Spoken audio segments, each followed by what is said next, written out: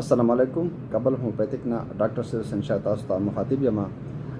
ډېرو کسانو د میسجونو په رڼا کې چې یاره موږ ته بدهضمي ده او موږ ته قبض دی، ډېر سختې تکلیف راته او د دې نه علاوه موږ ته ذهني تناو دی، د دې په وجه باندې ذهني پریشاني ده.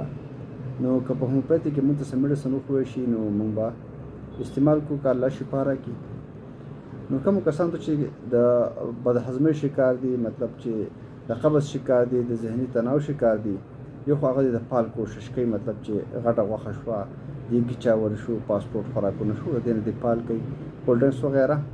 په هومیوپیتیک کې یو میډیسن ورته ښیمه نکس فامیکا ورته وایي، دا په 30 طاقت کې هم استعمالولی شي او په 200 طاقت کې هم استعمالولی شي. یو 10 قطرې ماښام دی هلې، انشاءالله تعالی یو 2 میاشتې د استعمال کړي. د الله نه امید لرم چې دا مسله به الله حل کړي. په دعاګانو کې مې یاد ساتئ. جزاک الله خیر. د پراپر علاج دپاره په خپل علاقه کې یو قابل ډاکټر وګورئ، هغه تاسو د هغه وزټ هم کولی شئ. مهرباني.